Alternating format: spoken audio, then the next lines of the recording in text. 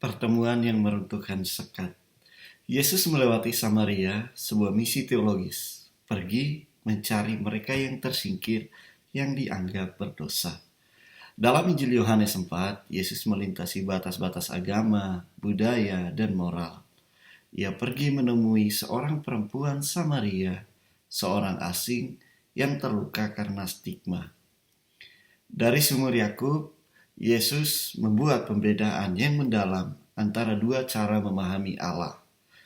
Sang perempuan berbicara tentang sumur yang membutuhkan timba, usaha, dan kelayakan untuk menimba air hukum Taurat. Yesus justru menawarkan mata air di mana air itu adalah anugerah cuma-cuma yang memancar dari dalam. Perempuan Samaria itu heran, bagaimana mungkin seorang Yahudi meminta minum darinya yang dianggap najis sejak lahir. Yesus menjawab bahwa kasih Bapa tidak membedakan antara yang dianggap beriman dan yang sesat. Kasih itu tidak menunggu untuk pantas diterima, melainkan meminta untuk disambut. Ketika Yesus berkata, "Engkau telah mempunyai 5 suami," ia menyentuh luka sejarah bangsa itu. 5 suami itu melambangkan 5 tempat ibadah yang didirikan di 5 bukit. Tempat orang-orang Samaria berusaha memadukan penyembahan kepada Yahweh dengan dewa-dewa kafir. Suami-suami itu adalah tuan-tuan yang mengambil kehidupan, bukan memberikannya. Seperti Nabi Hosea terhadap istrinya yang tidak setia. Yesus tidak menunjukkan bagaimana dia menghukum, tetapi menawarkan diri sebagai mempelai sejati yang ingin membawa kembali mempelai kepada kasih yang murni dan bebas dari berhala.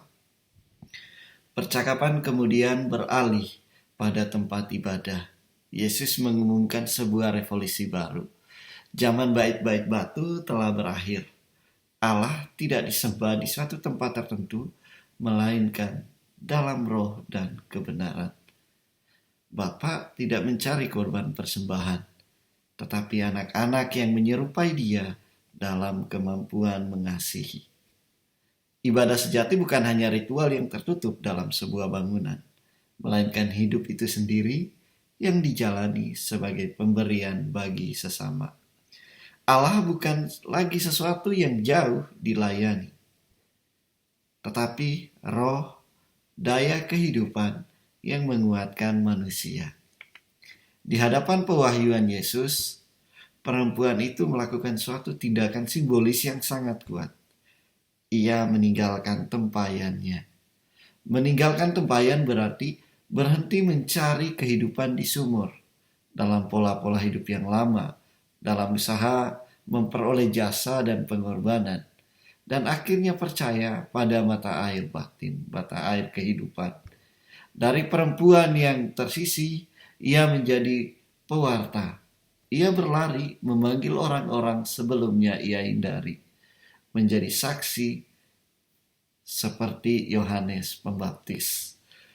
Sementara dikatakan Yudea itu orang-orang yang taat, tetapi mereka menolak Mesias. Orang Samaria yang dikatakan sesat justru mengenalinya sebagai juru selamat.